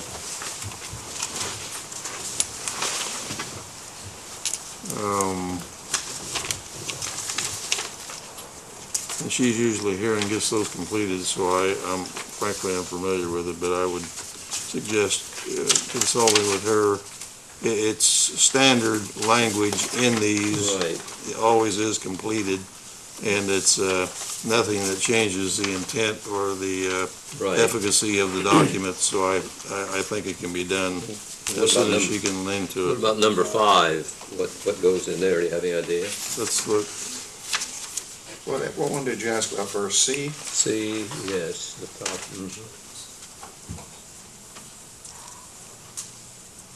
That'd be the same answer, I believe. We need to Okay, address so Diana, one who works on these determines- abatements. I've forgotten how our ordinance is written, and I can't remember. I know you can put a garage on an existing house and get an abatement, as long as it's connected. I emphasize to you again, only the house is abated, not the property itself. So. And I'm sure they might be referring to APC or city construction guidelines. And this will run through December 31st, 2018, according to this. Sounds good. You want to see this, Jerry? No, Okay. I have a question. You were referring to $100,000 as in the value of the house. Do you have a minimum out there? Yes, I have, the city has a minimum I have to build, I think it's 1180 square feet, I believe is the minimum. Okay. Which translates into, My cost to do that is roughly 50,000 labor and 50,000 materials. Plus it went up 10% this past year, but just a ballpark. And I was only using that for easy math. Sure.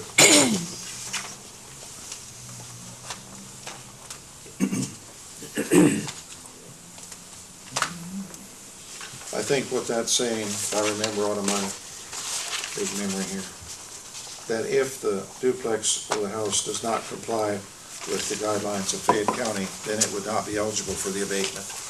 And I think that's what it means in both places. Okay. I think we're referring to APC Right, guidelines. right. In other words, if you built a project and it wasn't in the right zoning, or if you built a project and it didn't comply with what Fayette County requires, Yeah, I think under C, it would be the that's. building standard guidelines. Are there And then, duplexes out there? No, I have done in my subdivision. Jerry, do you Not have allowed. a standard set of houses that you build? I have maybe, I suspect I've built 15 different floor plans. I have built a couple of more popular ones at least 3 times, I think. And what's the average square footage? 1,200, I'm right on 1,200. I started out at 2,400, then I went to 2,200, then I went to 1,800, and then I went to like 16, and so I decided I wasn't going to compete with the other people that were building at these levels. So then I decided that I would, basically I get two types. I get people that are wanting to downsize, older people, and I get first-time homeowners. A lot of maybe, single women and one child or something, whatever. But basically I get the beginners and I get the ones that are coming down. Okay, without further ado, we don't have any. Incidentally, I'm gonna say something about this project this guy just had. Let me close this public hearing here. Okay. I'm gonna close the public hearing on this pending resolution 2013-42. Now, go ahead, Jerry. My mother-in-law lives in a similar situation to what this last fellow was talking about for the 6-story building. It's a nice program. Hers has some federal guidelines connected to it, but it's all based on income. I think she only pays $200 a month or something like that. And they've got a waiting list like you wouldn't believe in that little town of Brooke, Indiana. They're doing this all over the United States. People are investing in this. They get the tax credit, get the wipe it off their tax. And it's a heck of a good program. How long it'll last, I don't know, but certainly for someone that she's no longer married, her husband died, and she moved in from the farm, and this was like ideal for her and they have a host of what she needs to be, and Meals on Wheels stop on, and things like that. Okay, what's your pleasure on Mr. Mayor, Resolution 2013-42? I would like to make a motion, we pass resolution 2013-42. Second. Got a motion and a second to pass resolution 2013-42. Any further discussion? All in favor, say aye. Aye. Any opposed? Motion carried. Thanks, Jerry. All right, thank you all. You're welcome. Go back.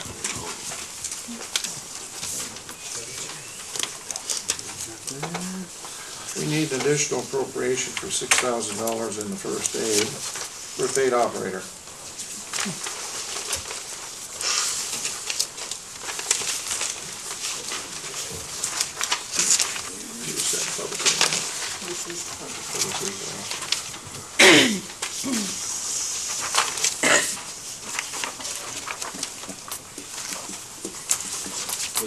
We'll open a public hearing for the additional appropriation of $6,000 for the first aid EMS. Would anybody out there like to speak?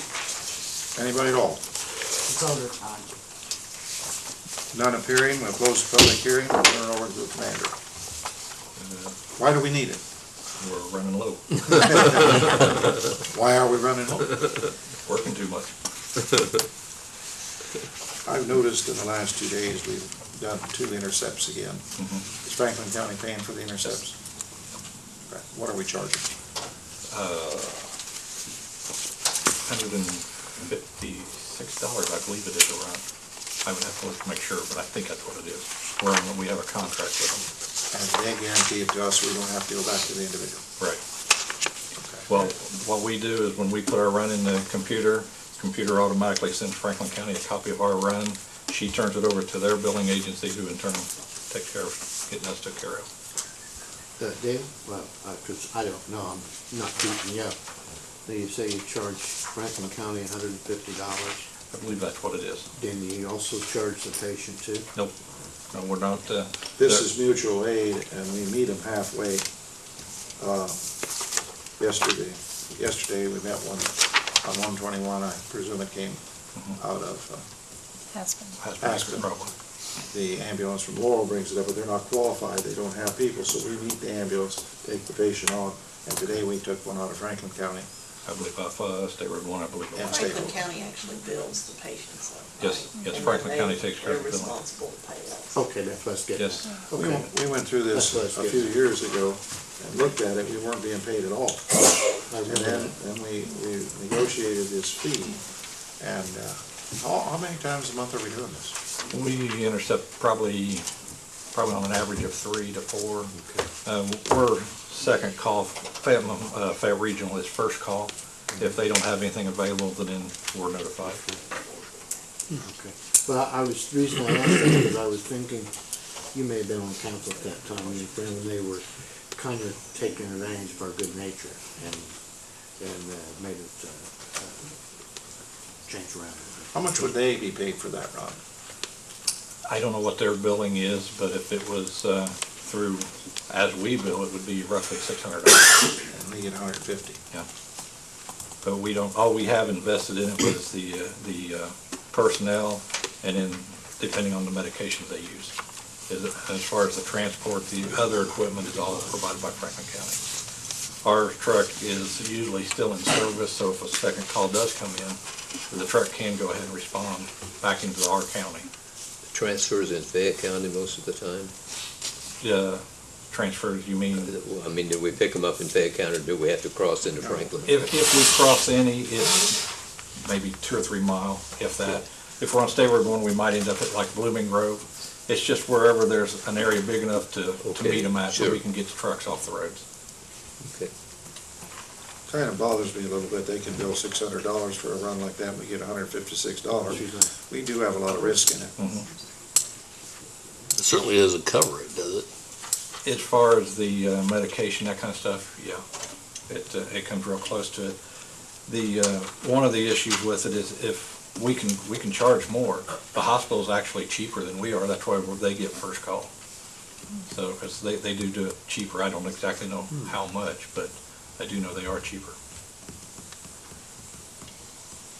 What's the ratio of how many times though you get called versus them? I mean, how many more times do they? They seem to go quite a bit.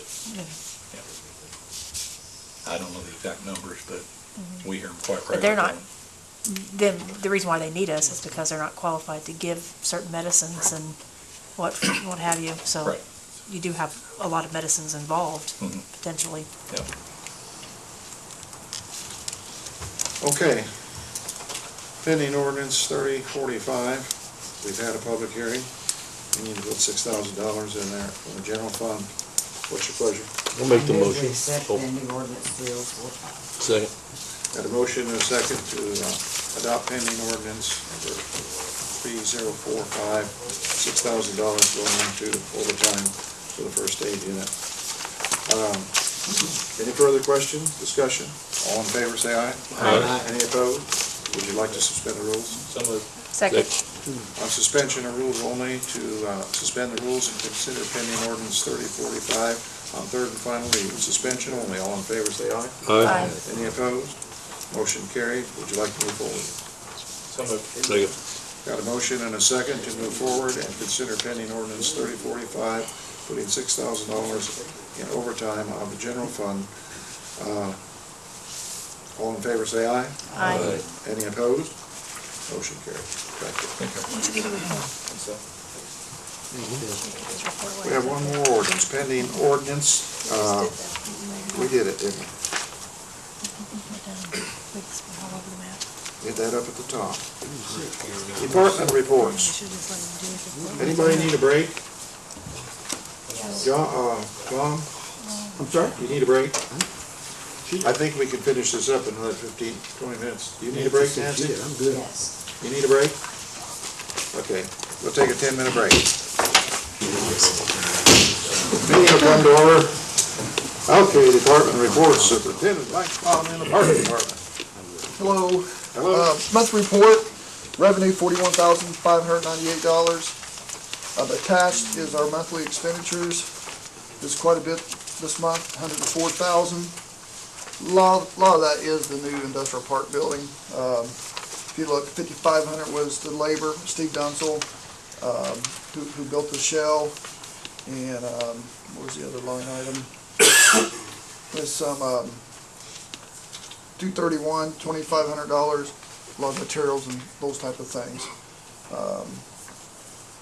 Utilities was $9,000, and this is pretty much the final for expenditures for the pool concessions and all that kind of stuff. So next month should be a lot lower. Have you figured what was not in the building over there?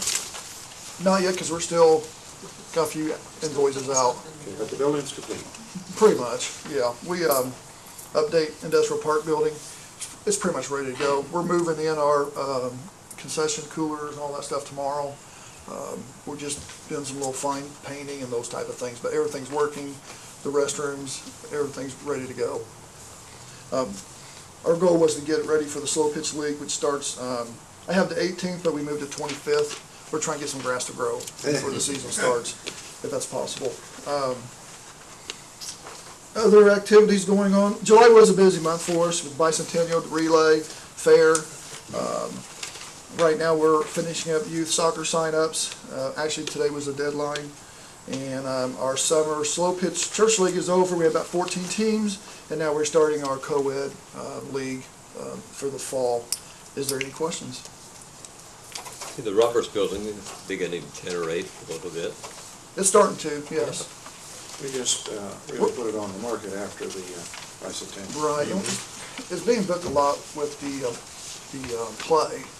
They're using a lot of days for practice and those type of things. So when we get that through, it should open up even more. Sure. That's good. The park secretary told me the other day, I think it was last weekend, both buildings were booked all 3 nights. Right. Yeah. So it's starting to. It's a lovely building to do different things than the other building. In his report, we're getting ready to present you with a budget. I talked to Julie. The Miller building is going to have to be carpeted. And I asked Julie, I said, should we put it in the budget? She said, no, we don't have any idea. But I'm telling you right up front, this winter, we got to work on getting that done. The carpet at the doorways and the halls. We're repainting that too. Yeah, is wore completely out, and we don't want that to get behind and get in shambles like some of the other buildings do. So we're going to have to recarpet it. And maybe it'll be your desire to take that out of the riverboat or something, but we're going to have to face it in the next few months.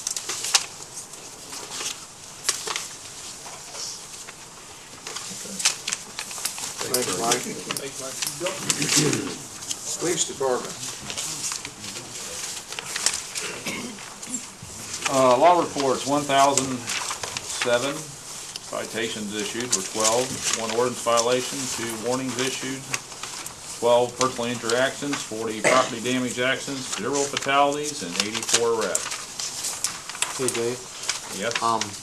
That's not correct on the overtime for July. Yes, it is. Is it really? Yes, it is. Over $1,000 a day? Well, I think the regular bicentennial overtime was right around 19, wasn't it? 19,000. And if you add the existing number, it'd be about normal what regular overtime runs. But it was 32,000. I'm going to have to approach you again in the future, I think, don't we? All right, wait. Okay, I wasn't here last time. I'm sorry, I wasn't here last meeting. I knew we were going to do that, so I missed that. You won't be here the next time either. No, I will be here next time, but You know, I've been looking at that figure now for 2 weeks because I knew you guys would not like that at all. But we had no choice. We absolutely had no choice. We had thousands and thousands of dollars worth of equipment downtown, thousands and thousands of dollars of equipment up at the park. We had to protect it. We had so many people mingling and moving from one place to another. Just on fireworks night alone, I think we had 6 or 8 officers in the park. There were thousands of people in that park watching the fireworks, if you were there. Man, we didn't have any problems at all. Yeah, we did. One 7-year-old boy gave us trouble. Okay. other than the 1 7-year-old boy that caused problems. We didn't have any adults that didn't give us any problems. I think everything went real well. I've got a lot of comments on the police presence, and people felt very secure and everything else, and I think my officers were very courteous and kind, and it worked out pretty well. And so, any other questions? I have a question. Sure. To change the subject. The ordinance violation, there's just one. What is that? What was that? I mean, what I don't know, kind I'd of have to look things? it up, see which one Is it that, was. does that Ordinance involve you violations guys? could be a lot of different things. They could be anything from your dog running loose, Okay. you know, to your property, you know, something like this. It could be several different things. I'd have to check to see which ordinance violation it is. But we have a lot of ordinances, and officers occasionally do write ordinance violations versus state citations. Parking in a fire lane. Okay. Just Parking in a stuff like this sidewalk. that we can cover under, and then they pay through the city versus paying it to the state. So Okay. that's, I don't know what it was right off. Okay. So, Okay. Well, it just caught my eye because we had last meeting, we had talked about the continual garage sale, yard sale. that could be an Grant. ordinance also, but we haven't really had, we've had a couple of them that's, we've went and talked with in regards to, ongoing yard sales. That, we used to have one up on Western Avenue, and then we used to have one up on Park Road, Park Avenue, that, a neighbor up there complained about constantly all the time, but I think most of them, we've kind of curbed them. We try to go talk to them first and make them realize that they are in violation and try to cease with overdoing Yeah. things. You got my message the other day. I did. Concerning there was a playpen that was out at the curb with the trash toter. And I suppose it got mentioned that wasn't gonna be picked up.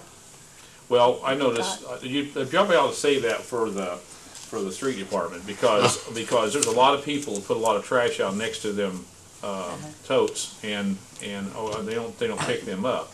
So I don't know what extent it goes from there.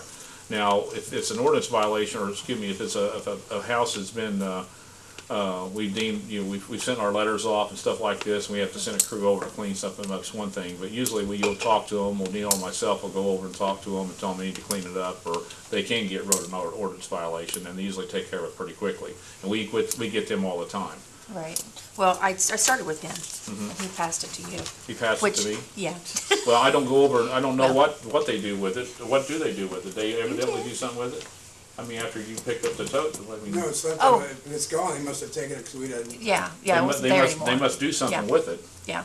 Well, I mean, like we talked, you have more of a presence, If telling somebody's them. got a bunch of trash out there and they're taking the tote and it's continuous being there, they'll hear from us. It's kind of And the they'll make some situation on arrangements. Grand Avenue day that we had, and, Right. you guys helped me with that. Mm-hmm. That With looks a kind of lot better situation. now. They've Right. done a lot of cleanup there. Yeah. And I'll tell you what, we had a deal, with a lady up on 2000 block of Vermont. The people vacated a house and left, old furniture and trash bags and garbage and everything out there. And of course it was a rental, and we got a hold of the owners and owned the rental and got them up there to clean the mess up. And they were called once, and nothing happened real quickly. We called again, and next time O'Neill wasn't as nice. So. You let O'Neill have a gun? Pardon? You let O'Neill have a gun? No, he don't have a gun. Would you like for him to carry one? We discussed it. He just wants to carry a 44 Magnum or something. Thank you for your report, Chief. The monthly expense for the police department, $225,946.86. Congratulations, Chief. Pardon? I say, good luck getting that much next month. Street Department. Any questions? No question. Yeah, I have questions probably. Some overtime too much? I saw some overtime. Can you? Yeah, $76 is way out of the hand. Yeah. 1,800 becomes, it gets down to police cars and things like that we're working on. Well, this was for July, so we had a holiday in July too, for the trash. Yeah, the trash truck, and we had a person for that, but your overtime for that would be your holiday, your trash, your one person for that. $151,563.80 you spent last month. Pretty easy to spend when you're working on a lot of stuff. Yes. That's all I have. Was the blacktopping in there too? No, it won't be till next time. It was in today's, it was in claims, right? It's in the claims that won't be paid until next month, right? What was paid today? But it wouldn't be on there though, No. not till next time. Here's $88,000. all the things they did, everybody read what they did during the month of July.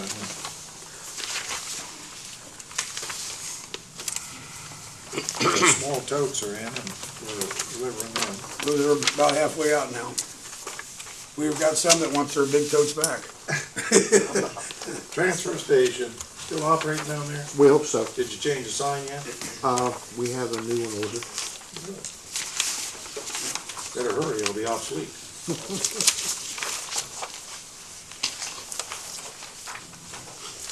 Well, I noticed recycling's up a few. It's at 44 tons. Usually we run around 40, 41. Yeah, so- it'll fluctuate for whatever reason, ran from 41 to 45. Number of weeks too, in the month, because sometimes we pick up an extra day, next to Thursday of the month. Fire department, Troy. I'd like to start off saying thanks to all the other departments for helping us through a very busy, a very emotional month.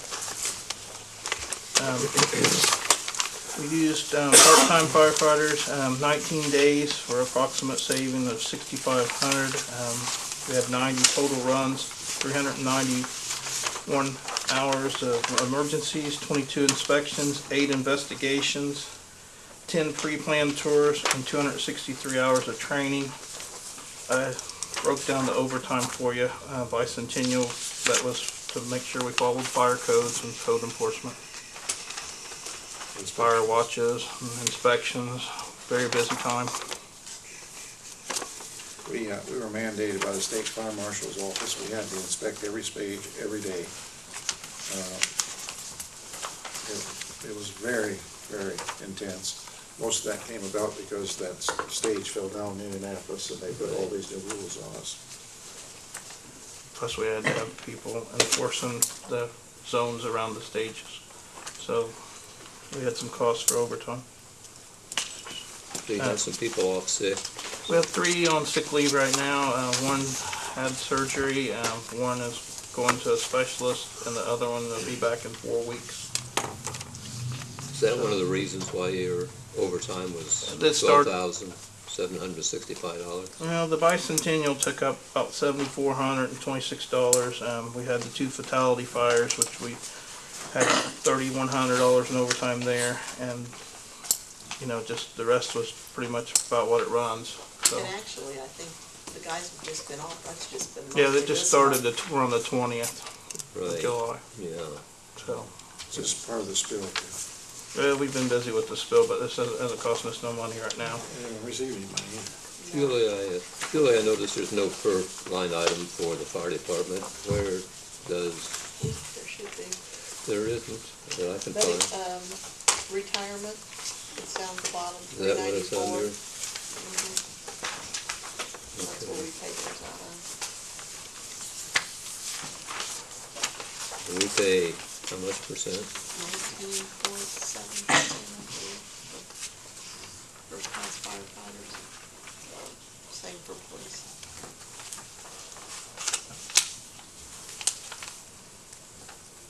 Any other questions? Cost of running the fire department, $205,794.42. I noticed the telephone thing was way up, but it was way down last month, so it must be balancing out. Dale? Yes. Thank you. MS Commander. I don't know if I told the council that we were denied the ambulance grant.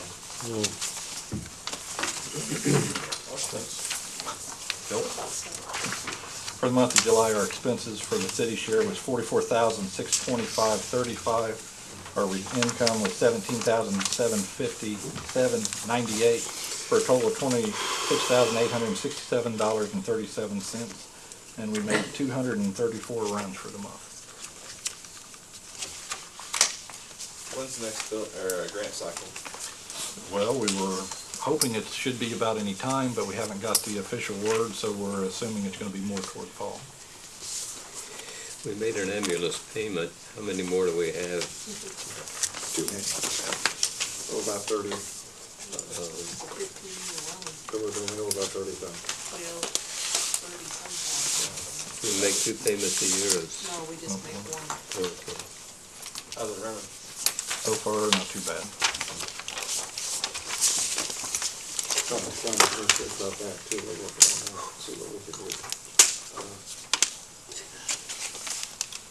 It's just waiting to happen, we got it down 3 times. It's the history of those engines, they run for a while, and then you gotta tear the whole cab apart, tear it down and fix it, runs for a while. Anything else for Dale? Thanks, Dale. Thank you. Channel 3 TV, last but not least.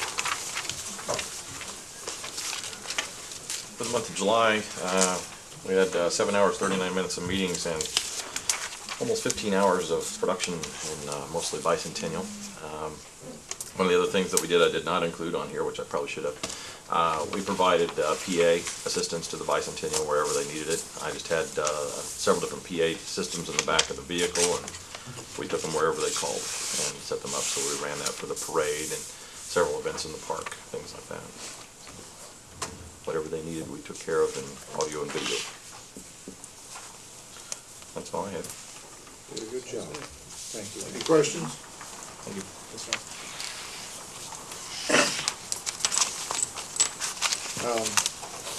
Old business?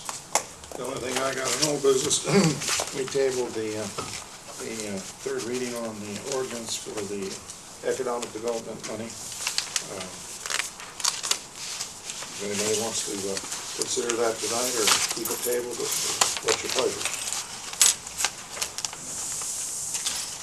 I think I'll keep it tabled. Put that in form of motion. We tabled it, didn't we? Did we? Okay. Nobody wants to oppose Well, I passing? don't know what direction we want to go yet. I don't believe, do we? I don't think so. If our pool bond payment comes down, then we'll have, isn't that tied into that? That comes from edit money also. Yeah, so we will potentially have more money. Not necessarily. No, or we won't have to pay out as much. Depending on what the No. county It gives wouldn't us. pay out as much, but Yeah. that's all contingent on what the county What we commissioners get. decide to give us. No. So if we're not paying economic development, that money could potentially go down. Julie, the motion that we tabled, do we have to take action on that before October? When we're doing budgets, we don't have to? No, that Okay, and that's the edit money for 2000. We don't budget edit money. Okay, that's for 2014, correct? No, that was for this year. Well, that's for this year.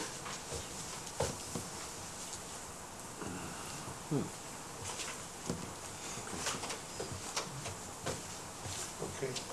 Any other old business? Where are we at with John, can you tell us where we're at with the property up north there, that old rail bed? The same as we were the last time we talked. The abstract company is still looking into it. I discussed it with them again when we closed the Pramco transaction a couple of weeks ago. And the mayor was with me, and you might recall, Mayor, we were told by the owner of the abstract company that they were working on it. And that was about as far as we got. So they're working on it. You're on that committee, aren't you? You might push it a little bit. Seems like how much gets done once you push. We wouldn't have hurt at all to go talk to Jane Beaver. And I talked to her, but you know, she sees me every day. Maybe a new face might help.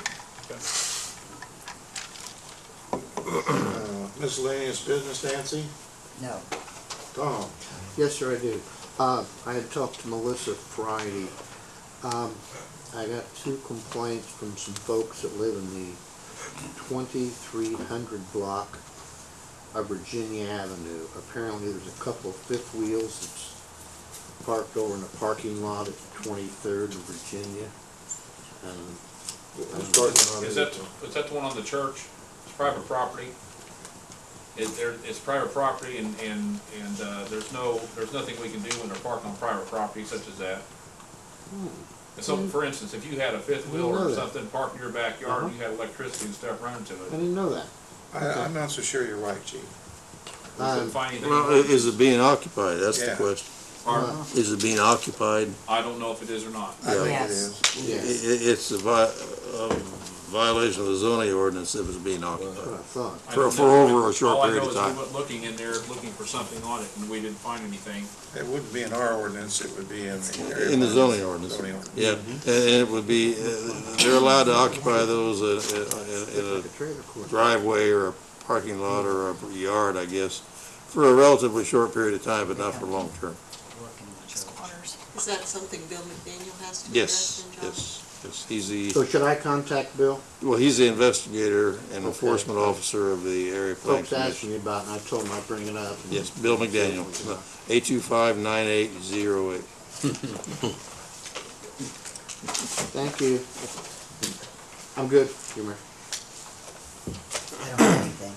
Dee, I'm good. you're good. Fran, I have nothing, thanks. I'm good. I Connie? have nothing. Okay. Public, anybody here from the public that would like to speak? Melvin, you'd like to speak about something? No. If you're happy and you know it, clap your hands. Rudy, you're just being too quiet. Looking good, I'm glad someone come in. Anybody else? Unappearing? Questions for the clerk treasurer? Give them the timeline on the budget, because I want all 7 to be here. I'm hoping we can have our public hearing, our first hearing on budgets on the 16th of September, a little earlier than normal.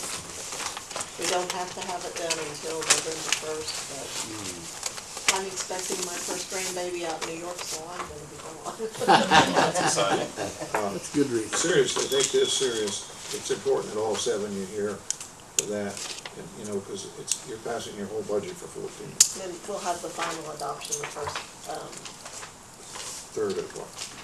of October, the first meeting in October. When do the salary ordinances come before us? They'll come at the same time as budgets, hopefully. In the last couple of years, salary ordinances had to be done by October 1st, and budgets were November 1st, so it's kind of screwed. No, they're both But November. they're both too. November Okay. 1st, yeah, they've changed it.